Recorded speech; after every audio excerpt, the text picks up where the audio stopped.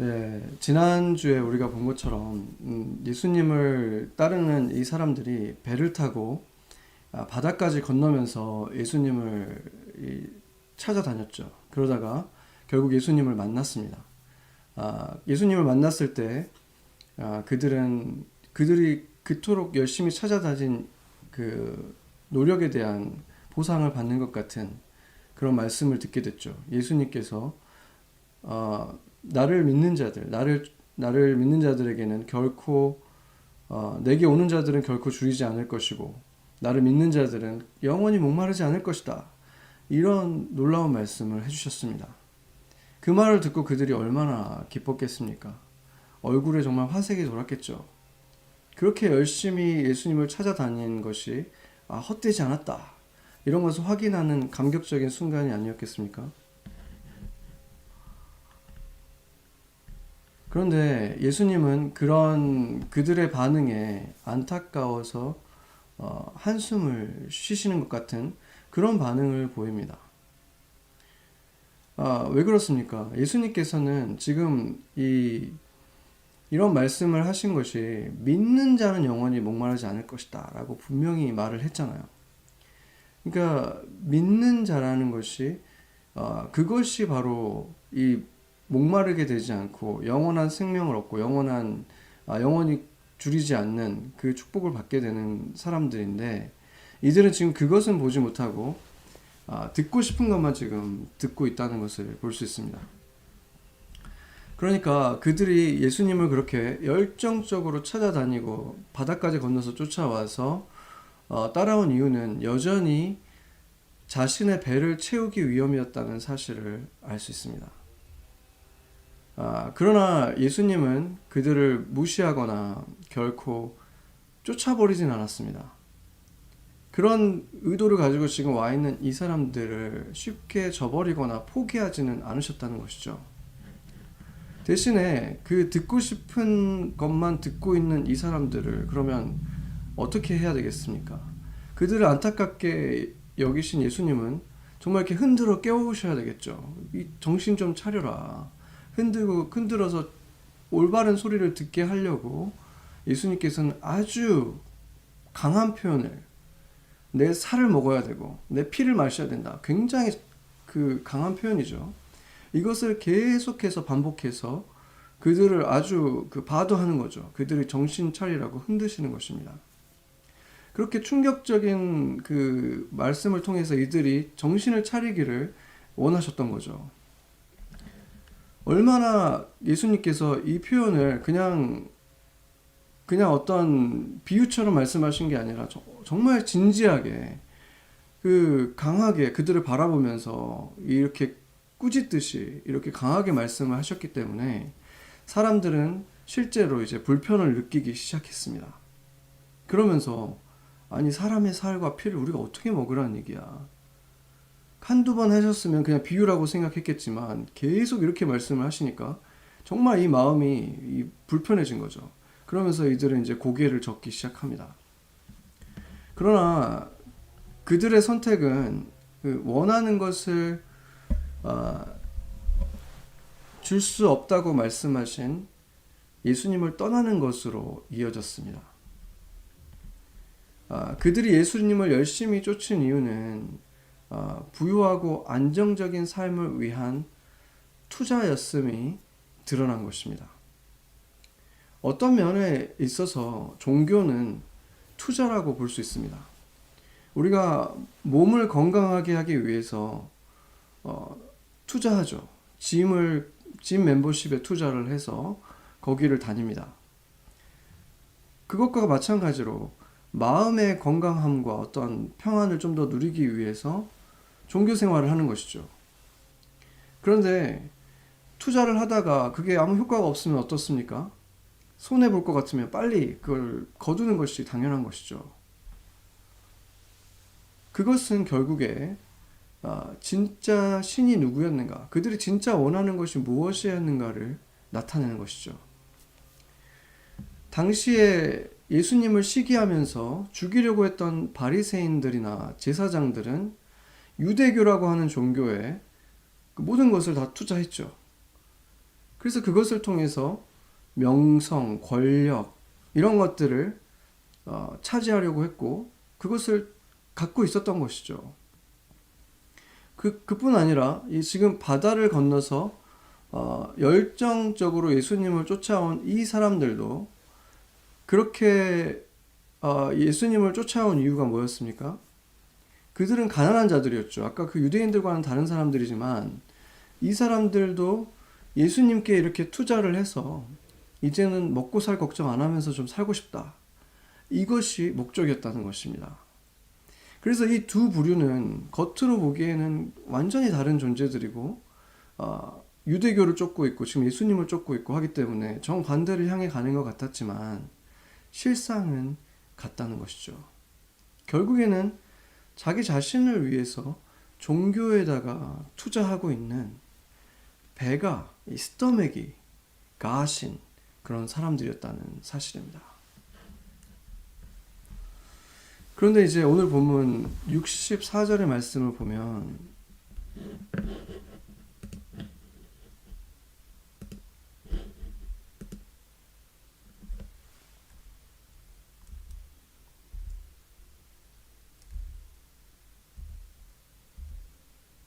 네, 64절의 말씀을 보면은 그러나 너희 중에 믿지 아니하는 자들이 있느니라 하시니 이는 예수께서 믿지 아니하는 자들이 누구며 자기를 팔 자가 누구인지 처음부터 아심이라 이렇게 말하고 있죠. 이 말을 보면은 우리가 좀 혼란스러워지는 것이 있습니다. 그렇다면은 예수님께서는 이미 다 아시면서 왜 이들에게 공을 들이고 계시는가? 왜 이렇게 애를 쓰시는가? 왜 그렇게 황당한 질문과 요구에 일일이 대답을 해주시는가? 이것이 굉장히 이상한 일이죠. 그렇지 않습니까? 여기에 지금 성경에서 오늘 본문뿐만 아니라 성경에서 계속해서 반복적으로 등장하는 두 가지 상충되는 진실이 지금 여기서 나타나고 있습니다. 이 성경을 보면 어떤 말씀에서는 모든 것들이 이미 다 정해져 있는 것 같이 태초에 이미 다 결정되어 있는 것 같이 운명론적인 어떤 그런 말씀들이 있습니다. 우리가 아무것도 바꿀 수 없고 다 정해져 있다. 그렇지만 동시에 우리가 뭔가 돌이키고 회개하면 다른 결과를 낳을 수 있다라는 말씀도 또 그만큼 많이 성경에는 나오고 있습니다. 모든 것이 가능하신 분, 그리고 생명의 주관자이신 하나님은 당연히 이 세상에 일어나는 모든 일들, 작은 디테일까지도 다 결정하시고 계획하실 수 있고 그런 능력도 있으실 뿐만 아니라 그런 권리도 있으시죠. 왜냐하면 이 모든 것의 주인이시기 때문입니다. 그런데 그런 모든 능력과 권리를 가지신 주님께서 어떤 한 이 창조물에게, 인간에게 선택할 자유를 주시기 위해서는 어떤 일이 일어나야 되겠습니까? 그들 스스로 결정하고 뭔가 할 수 있게 해주기 위해서는 결국에는 주님께서 가지고 계신 그 권한에 대해서 한 발짝 물러나실 수 있다는 것이죠. 예를 들면 뭐 깊이 들어가지 않아도 그 아담과 하와가 범죄하고 나서 예수님께서 그 하나님께서 이 에덴 동산에 오셔서 뭐라고 했습니까? 아담아, 내가 어디 있느냐? 이렇게 물으셨습니다. 아니 하나님이 물으실 필요가 있을까요? 어디인지 모르실 수가 없잖아요. 모든 것을 다 알고 계시는데 그뿐만이 아니죠. 사실상은 하나님이나 예수님이 모든 것을 다 결정하신 분이라면 사실상 사람들과 대화 자체를 하실 필요가 없는 것이죠. 그들 머릿속을 다 보시고 있을 뿐만 아니라 그들의 생각과 말 그리고 어떤 반응을 보일지 이미 그분들이 결정을 하셨는데 뭘 물어보고 대화할 필요가 없는 것이죠. 그래서 이것을 통해서 우리가 알 수 있는 것은 하나님은 분명히 모든 것을 다 아실 수 있지만 결정하실 수도 있지만 스스로의 그 능력과 권리를 제한하셨었다는 사실을 알 수 있습니다. 우리가 퍼펫이 아니라 자유로운 선택을 할 수 있는 인격체로 인정해 주시기 위해서 그렇게 하신 것입니다. 그렇기 때문에 예수님께서 너희들 중에서 믿지 않는 자들이 있구나 이렇게 말씀하신 것은, 그렇게 예수님은 그들이 조금이라도 돌이킬 수 있는 가능성을 가지고 있다면, 정말 한 조각의 가능성만 있어도 소망을 버리지 않고 애쓰셨었다는, 최선을 다해서 마지막까지 기회를 주시려고 하셨다는 것을 볼 수 있게 되는 것입니다. 성경에 등장하는 어떤 인물보다도 분명하게 하나님께서 모든 것을 다 결정해 놓은 것 같고, 심지어 그것이 저주를 받도록, 버림받도록 결정되어 있었던 인물로 여겨지는 사람이 있죠. 그것은 누구보다도 분명하게 나타나는 사람은 아마 가룟 유다일 것입니다. 요한복음 6장 70절에 보면은 이렇게 말하고 있습니다. 예수께서 대답하시되 내가 너희 12를 택하지 아니하였느냐? 그러나 너희 중에 한 사람은 마귀니라 하시니. 아멘. 지금 이 70절, 오늘 본문 70절이죠. 여기를 보면은 유다를 마귀라고 하셨습니다. 그뿐 아니라 나중에 이제 그 요한복음 17장에 가보면 이 유다를 또 멸망의 자식이라고 말을 했죠. 근데 이 두 가지는 다 이 사탄의 이름입니다. 이 마귀는 당연히 사탄이라는 뜻이지만 멸망의 자식이라는 말도 이 사탄을 지칭하는 이름 중에 하나입니다. 그뿐만이 아니라 마태복음에 보면 그는 차라리 태어나지 않았으면 더 나았을 텐데 이런 말씀을 하셨습니다. 너무나 무서운 말씀이죠. 그러니까 굉장히 어떻게 보면 너무나 차갑고 무섭게 느껴지는 이런 말까지 이 유다에 대해서만큼은 주님께서 하셨습니다. 그렇기 때문에 유다는 이 성경이 너무나 분명하게 밝힌 것과 같이 세상 누구보다도 분명하게 구원을 받지 못한 존재였습니다. 제가 예전에 그 순장이었을 때 제 순원 중에 아주 착실하게 교회를 잘 섬기던 한 형제가 갑자기 교회를 빠지고 이렇게 그런 일들이 일어나서 제가 이제 한번 밖에서 만나서 밥을 먹으면서 얘기를 했는데 저에게 이제 고민을 털어놓는 거죠.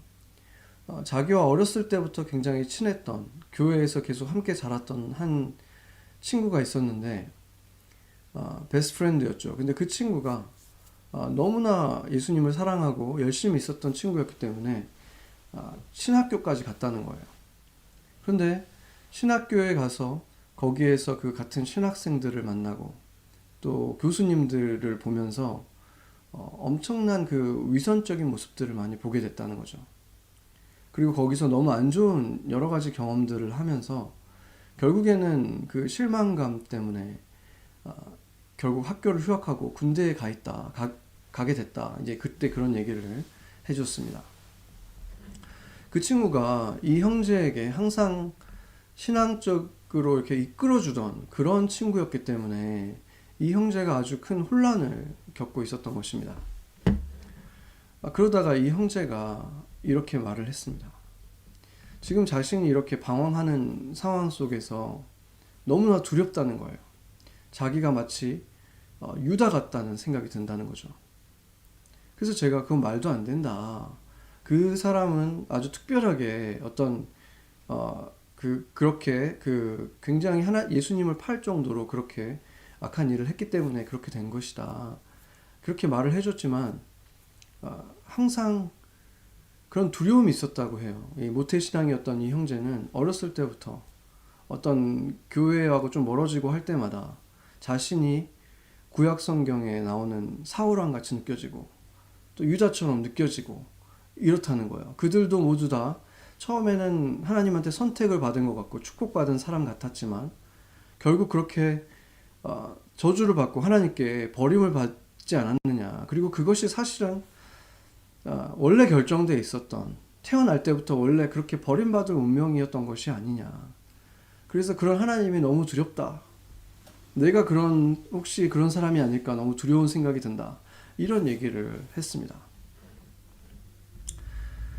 이 성경에 등장하는 인물들 중에서 그 두 사람, 사울왕과 유다는 굉장히 극단적인 예라고 볼 수 있습니다. 그런데 그 두 사람은 그렇다면 어떤 운명이었던 것입니까? 그것을 우리가 한번 살펴보려고 합니다. 단순하게 생각하면 하나님이 주인이고 창조자이기 때문에 그분이 우리의 운명을 결정하는 것은 너무나 당연한 것이다. 우리는 그것에 대해서 대꾸할 수 없다. 토기가 토기장이에게 대꾸할 수 없는 것과 마찬가지다. 이렇게 말할 수 있고 그것 또한 성경에 근거한 것입니다. 그런데 그것이 오버롤 사실이라고는 해도 구체적인 상황들을 들여다보면 그렇게 단순하지만은 않다는 것을 알 수 있습니다. 베냐민 지파의 한 농부였던 굉장히 부끄러움이 많고 겸손했던 사울을 하나님께서 선택하셔서 하나님이 사랑하는 이 백성들, 이스라엘 백성의 왕으로 세워주셨습니다. 그리고 처음에 그는 아주 겸손한 사람이었어요. 자신은 왕이 될 자격이 없다 이렇게 숨기까지 했죠. 그런데 이 사람이 왕이 되고 나서 사람들이 그를 막 칭송해주고 높여주고 하니까 그것에 이렇게 중독이 된 것이죠. 그래서 그 왕권을 지키고 싶었고 그것을 위협하는 이 다윗을 죽이기 위해서 계속해서 어떤 노력을 합니다. 그러니까 그 시기와 질투에 눈이 멀어서 하나님이 무엇을 원하는가 보려고 한 것이 아니라 자기의 것을 빼앗기지 않으려고 하는 마음이 더 커져버린 것이죠. 악마에게 자신의 영혼을 판 것입니다. 이미 역사적으로 그런 일이 일어났기 때문에 심판을 받았기 때문에 그것에 대해서 다른 가정을 하는 것이 조심스럽긴 하지만 만약에 그가 다르게 반응했다면 어떻게 됐겠습니까? 사울왕은 충분히 아름답게 자신의 그 권좌에서 물러나서 다윗에게 그 왕위를 물려줄 수도 있었을 것입니다. 실제로 그 다윗을 추격하는 그 과정 속에서 다윗이 그 사울 왕을 정말 손쉽게 없애버릴 수 있는 기회들이 몇 번이 주어졌는데 결국은 다윗이 사울을 없애지 않았고 그것을 통해서 하나님은 이 사울에게 기회를 주신 것입니다. 사울도 그 순간이 됐을 때 다윗이 자기를 죽이지 않고 살려줬다는 사실을 들었을 때 뭐라 그럽니까? 내 아들아 이렇게 부르면서 내가 정말 정신이 나갔었다. 앞으로 내가 그렇게 하지 않겠다. 이렇게 몇 번을 말했었죠. 그런데 금세 다시 그 마음이 올라옵니다. 시기와 질투. 그러니까 주님께서는 충분히 이 사울에게 반복적으로 기회를 주셨었다는 것을 알 수 있죠. 그러고 보면은 유다도 마찬가지였습니다. 처음에 예수님께서 하시는 놀라운 이적들을 보고 예수님을 따르기 시작했지만 점점 예수님은 이 유다가 원하지 않는 방향으로 이 사역을 이끌어갔고 그때마다 이 사람 마음속에 이 갈등이 일어난 거죠. 그런 장면을 다 기록하고 있진 않지만 분명하게 나타난 부분이 어딥니까? 한 여인이 예수님에게 값비싼 향유를 붓는 것을 보고 왜 이것을 낭비하느냐 이러면서 굉장히 화를 내는 모습을 보게 되죠. 다른 제자들도 마찬가지로 그 순간에 예수님께서 왜 멈추지 않으시는지 꾸짖지 않는지 이해하지 못했다고 했습니다. 그런데 그 속에서 예수님이 무한을 느낄 정도까지 역정을 내면서 분노하는 모습을 보였던 것은 바로 유다였습니다. 그 순간에 어떤 마음이었던 것입니까? 유다의 마음속에. 유다에게는 그 돈이 굉장히 아까워 보였죠. 그렇기 때문에 예수님의 이 행동은 아무리 봐도 잘못된 것이었습니다. 그러니까 예수님의 생각은 틀렸고 내 판단이 더 옳다고 분명하게 생각했다는 것이죠. 이것이 무엇을 말해줍니까? 우리가 정말로 신뢰하고 있는 어떤 분이 내가 생각하기에는 이해가 안 되는 좀 옳지 않은 어떤 행동들을 하는 모습을 보면 어떻게 됩니까? 내가 그분을 정말로 신뢰했다면 그것에 대해서 판단을 내리는데 굉장히 신중해질 수밖에 없겠죠. 우리는 이렇게 생각할 것입니다. 지금 내가 이해는 가지 않지만 그럴 만한 이유가 있지 않을까? 이렇게 먼저 생각해 보게 된다는 거죠. 그것이 신뢰하는 것이고 믿음인 것입니다. 그런데 유다는 그렇게 하지 않고 즉시 이것은 예수의 실수다, 이렇게 판단을 내렸다는 것입니다. 예수님을 대적하는 이런 유다의 행동에 대해서 성경은 뭐라고 말합니까? 누가복음을 보면 유다에게 사탄이 들어갔다, 이렇게 말을 하고 있습니다. 누가복음 23장 3절을 보면은 유다에게 사탄이 들어갔다고 말하고, 그뿐 아니라 사울 왕에게도 똑같죠. 그 사무엘상 16절 14절도 보면 여호와의 영이 사울에게서 떠나고 여호와께서 부리는 악령이 그를 번뇌하게 한지라. 그러니까 이 사울의 마음이, 사울 왕이 이미 하나님의 뜻을 들으려고 하기보다는 이제 자기가 원하는 것을 하나님이 뭔가 빼앗아 갈까봐 하나님께 오히려 경계하고 있을 때, 자기 마음대로 하려고 했을 때, 그때 어떤 일이 일어나겠습니까? 당연히 여호와의 영은 떠나가고, 그때 이 사단이 들어와서 역사하기 시작하는 것이죠. 그런데 여기에서 놀라운 것은 이 사탄도 결국에는 하나님의 손 아래에 있는 존재라는 것을 말하고 있죠. 여호와께서 부리는 악령이다. 자기 혼자 마음대로 모든 것을 할 수 있는 존재가 아니다, 이렇게 말을 하고 있습니다. 그렇기 때문에 결국에는 모든 것이 하나님이 악한 영을 통해서 이렇게 악한 일을 하게 하신 것이 아닌가, 그런 결론을 맺게 될 수 있다는 것이죠. 그러나 그것은 일부만 맞는 얘기입니다. 구약시대에 보면은 이제 모세의 대적이 누구였습니까? 파라오였고, 또 여호수아의 세대가 됐을 때는 지난주에 우리가 그 수요 예배 때 본 것처럼 그 여호수아의 군대를 대적하기 위해서 가나안에 남아있는 북방에 있는 모든 그 민족들이 연합군을 이루어서 대적을 했는데, 그들의 우두머리가 누구였습니까? 하솔의 왕 야빈이라고 했죠. 근데 그 파라오도 마찬가지고 이 야빈도 마찬가지고 뭐라고 말하냐면 하나님께서 이들의 마음을 완악하게 하셨다, 이렇게 나옵니다. 완악하게 하셨고 그들은 결국에 이스라엘을 공격하기 위해서 온 힘을 다해서 이 출격을 하게 됩니다. 이 전쟁에 나가게 됩니다. 그러니까 역시 여기서도 하나님이 부르시는 이 악한 영이 그들을 격동을 해가지고 이스라엘을 공격하게 했다고 나오는 거죠. 그래서 이것을 보면 하나님께서는 우리를 축복해 주시고 보호해 주시고 구원해 주시는 분일 뿐만이 아니라 전쟁과 어떤 재앙, 기근, 이런 것에도 직접 관여하시는 분이라는 사실을 부인할 수 없는 것입니다. 이런 것 때문에 하나님을 생각하면 하나님은 정말 두려운 분이구나, 잘못 보이면 큰일 나는 분이구나, 이렇게 느끼는 사람들도 많이 있는 것입니다. 그런데 완악하게 하셨다는 이 말씀을 이 원어적으로 보면은 무슨 말이냐면 딱딱하게 한다, 견고하게 한다, 이 부정적인 의미에서 딱딱하고 견고하게 만든다는 의미를 가지고 있습니다.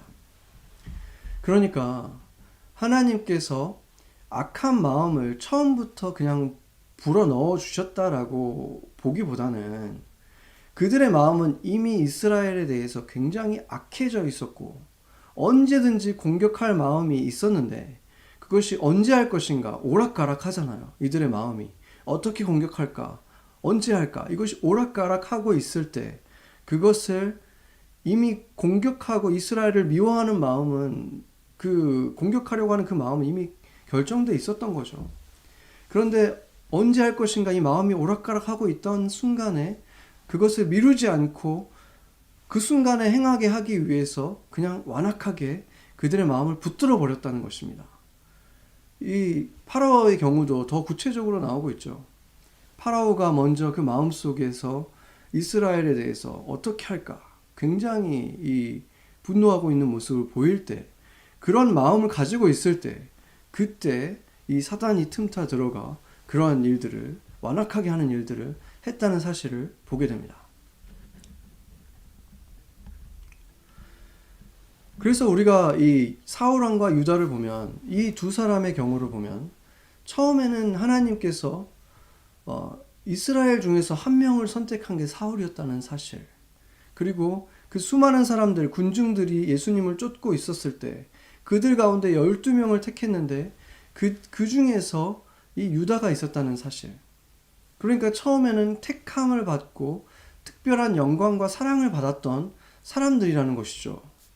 그런데 그런 특별한 사랑과 은혜를 받은 사람들이 그 은혜를 주신 하나님이 아니라 자신의 생각을 점점 더 신뢰하기 시작했을 때, 은혜를 받은 것은 당연하게 여기고 점점 거기에다가 그 은혜를 자기가 원하는 곳에다가 계속 쓰고 싶고 그것을 자기가 원하는 대로 지키고 싶었을 때, 그때 어떤 일이 벌어졌습니까? 그 자신이 왕위 위에 있는 것이 하나님이 택한 다윗에게 물려주는 것보다 더 중요하다고 여겼을 때, 그것을 포기할 수 없었을 때, 여호와의 영이 떠나고 그 사탄이 그 안에서 역사하기 시작한 것입니다. 유다도 마찬가지였죠. 그들에게는 단 한 번의 기회만 주어졌다거나 하루 이틀 만의 기회가 주어진 것이 아니라 그 몇 년 동안 수차례 회개하고 돌아갈 수 있는 기회가 있었습니다. 그러나 그들은 그 마음을 돌이키지 않고 결국에 마음을 점점 더 악하게 만들었고, 그 악한 마음이 완악해졌을 때 결국은 둘 다 똑같이 자살하는 것으로 성경에서 가장 비참한 최후를 맞고 말았습니다. 다윗도 예수님도 용서해 줄 준비는 되어 있지 않았겠습니까? 우리가 하나님의 생각을 다 이해할 수는 없지만 분명한 것은 그들에게 책임이 없이 하나님께서 그냥 그들을 악하게 지어서 악하게 행동하도록 퍼펫처럼 완전히 조정한 것이 아니라는 사실은 분명하게 이렇게 나타나고 있다는 것입니다. 그래서 예수님께서 유다에게 이렇게 나를 팔 자는 마귀다, 멸망의 자식이다, 이렇게 강한 표현을 쓰신 것은 단순한 어떤 경멸하는 표현이라기보다는 바로 눈앞에 있는 그에게 정신을 차리지 못하고 점점 완악하는 그 길로, 저주의 길로 들어가고 있는 그에게 흔들어 깨우기 위해서 아주 강한 표현으로 돌이키게 하시려고 했던 기회를 주신 것이었다는 사실을 알 수 있는 것입니다. 이 하나님에 대해서 연구하는 것이 신학이죠. 그런데 그런 신학자들 사이에도 하나님께서 과연 얼만큼의 자유를 인간들에게 허락하셨는가에 대해서는 그 의견이 오랫동안 일치되지 못해왔습니다. 한편에서는 아주 작은 것 하나하나까지도, 예를 들면 빗방울 하나가 땅에 어디에 떨어질 것인가까지도 하나님께서 완전히 계획하신 대로 움직이고 있다, 이렇게 주장을 하고 있고, 정반대쪽에 있는 사람들은 한 사람이 예수님을 선택하고 생명을 얻게 되는 그것까지도, 그 구원까지도 이 사람의 선택에 달려 있다라고 주장을 합니다. 그러니까 이 양극단 속에서 있는 분들이 있다는 거죠. 서로에 대해서 뭐 이단이다 이렇게까지 주장을 하지 않죠. 여전히 형제다, 교회다라고 얘기를 하고 있지만 바로 이 우리가 가지고 있는 자유에 대한 부분에 있어서만큼은 이렇게 굉장히 벌어져 있는 다른 주장을 하고 있는 것이고, 그것은 그들이 수백 년간 전혀 좁히지 못하고 여전히 디베이트를 하고 있는 상황입니다. 그 이유가 무엇이냐면 그 두 가지 의견을 뒷받침하는 것들이 다른 데 있는 것이 아니라 바로 성경 속에 있기 때문입니다. 오늘 이 본문도 우리가 가만히 들여다보면 이 두 가지가 다 등장하고 있다는 것을 알 수 있습니다. 왜냐하면 예수님께서는 분명히 처음부터 누가 믿지 않는지, 누가 자신을 팔 자인지 다 알고 있다고 분명히 말씀을 하시면서도 그들을 버리거나 하시지 않고 계속 사랑하시는 거예요. 때로는 매섭게 도전하고 꾸짖지만 또 때로는 자상하게 타이르고 품어주시면서 설명하시면서 이렇게 예수님께 돌아올 수 있도록 이렇게 주님께서 노력을 하셨다는 것입니다. 결론을 다 아시는 분이 왜 그런 행동을 하시는 것입니까? 에덴의 하나님처럼 자신의 어떤 권리를 제한하시면서 한 발짝 물러나시면서 우리에게 자유를 허락하신 것입니다. 그 자유 속에서 정말로 어떤 신락 같은 소망만 있어도 주님께서는 그 가능성을 두고 끝까지 포기하지 않으신 것입니다. 유다가 이미 제사장들과 함께 거래를 한 후에 최후의 만찬에 나타났죠. 그때 예수님의 행동을 우리가 한번 보겠습니다. 마태복음 26장 21절에서 25절인데 여러분도 같이 한번 읽어보면 좋겠습니다. 같이 읽겠습니다. 그들이 먹을 때에 이르시되 내가 진실로 너희에게 이르노니 너희 중에 한 사람이 나를 팔리라 하시니 그들이 몹시 근심하여 각각 여짜오되 주여 나는 아니지요. 대답하여 이르시되 나와 함께 그릇에 손을 넣는 그가 나를 팔리라. 인자는 자기에 대하여 기록된 대로 가거니와 인자를 파는 그 사람에게는 화가 있으리로다. 그 사람은 차라리 태어나지 아니하였더라면 제게 좋을 뻔하였느니라. 예수를 파는 유다가 대답하여 이르되 랍비여 나는 아니지요. 대답하시되 내가 말하였도다 하시니라. 아멘.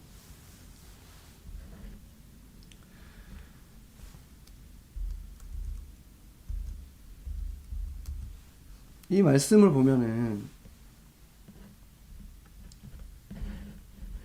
놀라운 것이 몇 가지가 등장하고 있죠.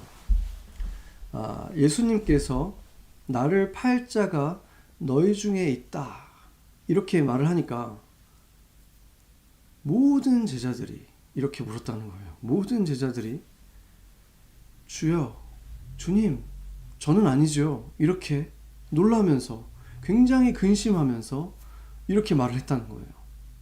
이것이 무엇을 말해줍니까?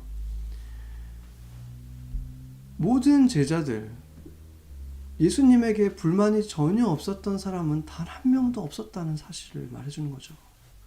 그러니까 그 순간에 너무 뜨끔해가지고 주님 저는 아니겠죠? 저는 아니죠? 이렇게 지금 물어본 것입니다. 그런데 그것보다 또 더 중요한 것은 이미 대제사장들을 만나고 온 유다에게 거의 예수님께서 직접적으로 경고를 하고 계신다는 것입니다. 뭐라고 말씀하십니까? 그 자는 거의 3인칭으로 말씀을 하시죠. 차라리 태어나지 않는 것이 좋았을 것이다. 이렇게 어떻게 보면 무서운 말씀을 3인칭으로 바로 지금 눈앞에서 지금 자신을 바라보고 있는 유다에게 이렇게 말씀을 하신 이유가 무엇이었겠습니까? 지금 그 행동을 하기 직전에 와 있고 지금 대제사장들과 이미 거래를 마친 이 유다에게 신락 같은 소망이 있기 때문에 아직도 늦지 않았다. 지금이라도 돌이켜라. 이렇게 예수님께서 기회를 주신 것입니다. 놀랍지 않습니까? 이런 것을 보면 당장 내일 일도 알지 못하는 우리가 온 세계를 창조하시고 운행하고 계시는 하나님의 생각을 우리가 헤아릴 수 있다라고 생각한다는 것 자체가 말이 안 되는 거죠. 그렇지만 분명하게 보이는 것은 무엇입니까? 하나님은 결코 우리를 퍼펫으로 짓지 않으셨고 우리의 선택을 존중하기 위해서 한 걸음 물러나 주셨다는 사실을 부인할 수 없는 것입니다. 그리고 그 상황 속에서 우리가 옳은 결정을 내릴 수 있도록 이처럼 끝까지 우리에게 기회를 주시고 애쓰시는 모습을 보여주신다는 것입니다. 그렇기 때문에 이 사울 왕과 유다의 삶을 통해서 이런 극단적인 예를 통해서 우리에게 보여주신 것은 우리를 사랑하시는 주님께서 이렇게 강하고 극단적인 표현을 쓰신 이유는 그 안타깝고 슬픈 일이 반복되지 않기를 원하시는 주님의 사랑이 담겨 있는 것입니다. 이 관점을 가지고 이제 우리가 65절 말씀, 이 말씀도 해석이 쉽지 않은 말씀인데 한번 보도록 하겠습니다. 65절 말씀 같이 한번 읽어보죠. 또 이르시되 그러므로 전에 너희에게 말하기를 내 아버지께서 오게 하여 주지 아니하시면 누구든지 내게 올 수 없다 하였노라 하시니라. 아멘. 이 말씀의 첫 번째 해석은 아버지께서 보내주셨다는 의미가 태초부터 하나님께서 구원받을 사람들을 다 결정해 놨기 때문에 그렇게 결정되어 있는 사람들만 나를 믿을 수 있고, 그런데 너네들은 그 사람들에 속하지 않기 때문에, 선택이 되지 않았기 때문에 지금 나를 못 믿는 것이다 라고 해석하게 되는 거죠. 그러니까 이 예수님께서 자신을 지금 떠나려고 하는 사람들, 그 사람들에게 이렇게 말하는 것입니다. 너네들은 하나님이 이미 결정하지 않은 사람들이기 때문에 그래서 너네들은 지금 나를 떠나는 거다. 이렇게 지금 떠나는 자들에게 이렇게 차가운 말씀을 하신다고 보는 관점이죠. 이렇게 해석하는 경우가 사실은 더욱 많습니다. 왜냐하면 모든 것들이 다 결정되어 있다고 보는 학자들이 더 많기 때문에 그렇죠. 그런데 오늘 우리가 살펴본 것처럼 주님께서 이렇게 권리를 양보하시면서 우리에게 자유를 주신 것과 그리고 끝까지 한 영혼을 포기하지 않는 모습을 보이시는 것을 보면 이 내용은 조금 다르게 해석이 될 수 있는 것입니다. 주님께서 너희가 내게 올 수 있었던 것은 너희를 내게 아버지께서 보내주셨기 때문이라는 사실을 너희가 기억해라. 지금이라도 돌아와라. 이렇게 말씀하신 것으로 볼 수 있다는 거죠. 지금 배를 타고 예수님을 찾아다니던 사람들이, 그렇게 헤매면서 찾아다니던 사람들이 예수님을 못 만났을 수도 있잖아요. 그렇게 막 찾아다녔지만 못 만날 수도 있는데 그 타이밍이 정확하게 딱 맞아서 예수님을 그곳에서 마주칠 수 있었던 것은 하나님이 그렇게 예수님을 다시 만나게 해주신 거죠. 다시 만나게 해주셨고 지금까지 너희가 가지고 있던 그런 진정한 믿음이 아닌 것에서 이제 벗어나서 예수님을 정말로 신뢰하게 되고 영원한 생명을 얻게 되는 진정한 믿음을 갖게 되는 그 일이 일어나게 주님께서 지금 이런 기회를 주셨다는 것을 너희가 깨달아라. 이렇게 강조하신 것으로 볼 수 있다는 것입니다. 그러나 안타깝게도 그 얘기를 듣고 나서도 대부분의 사람들은 결국 예수님을 떠나고 말았습니다. 그들 가운데에는 잠깐 그 떡을 먹고 나서 배가 불러서 그것 때문에 찾아온 사람들이 대부분이었다고 해도 오늘 성경에는 제자들도 있었다고 말을 하고 있습니다. 12제자는 아니지만 그동안 많은 시간 예수님과 함께하고 따라다녔던 제자들 중에서도 지금 오늘 예수님의 이 말씀을 듣다가 떠난 사람들이 많았다고 했습니다. 그 이유가 뭐겠습니까? 예수님께서 오늘 육체는 무익하다. 그러니까 너희들이 지금 나를 통해서 얻으려고 했던 그 보이는 것들, 그것에는 내가 관심이 없다. 이렇게 말씀하셨기 때문에 예수님에게 실망한 것이죠. 더 이상 이분에게 얻을 것이 없다고 판단하고 예수님을 떠나간 것입니다. 그렇게 떠나가는 군중들과 그 제자들을 안타깝게 바라보시다가 이제 예수님께서 고개를 돌려서 제자들, 12제자를 바라보고 이렇게 물으셨습니다. 너희들도 가려느냐? 여기서 너희라는 것은 2인칭 복수로서 결국에는 이 유다만을 말한 것이 아니었습니다. 최후의 만찬에서 주님, 저는 아니지요. 이렇게 물었던 것과 같이 이 정도의 차이는 있지만 예수님을 배신하고 떠날 수 있는 가능성은 이 12명 모두에게 있다는 사실을 주님이 알고 계셨던 거죠. 이 질문에 베드로가 또 한 번 아주 멋지게 대답을 했죠. 그런데 예수님은 크게 칭찬을 해줄 만한 일이기도 한데 칭찬을 하지 않으셨습니다. 지금 그럴 분위기가 전혀 아니었던 것이죠.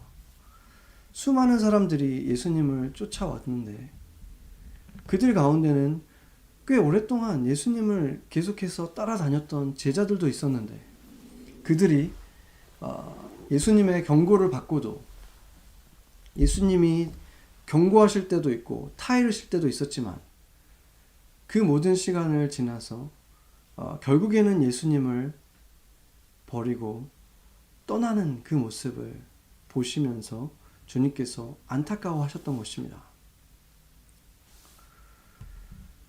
특히나 66절의 오늘 말씀을 보면 그 제자들은 다시 이 제자들로서 예수님을 따르지 않았다고 말하고 있죠.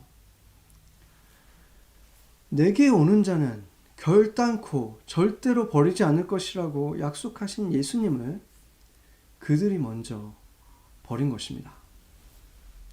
예수님께서 너희도 가려느냐 이렇게 질문하신 이유는 떠나간 제자들에게, 그 떠나간 사람들에게도 신라같이라도 남을 가능성이 존재했던 것처럼 지금 이 12제자에게도 떠날 가능성이 존재했었다는 것을 말해주는 것입니다.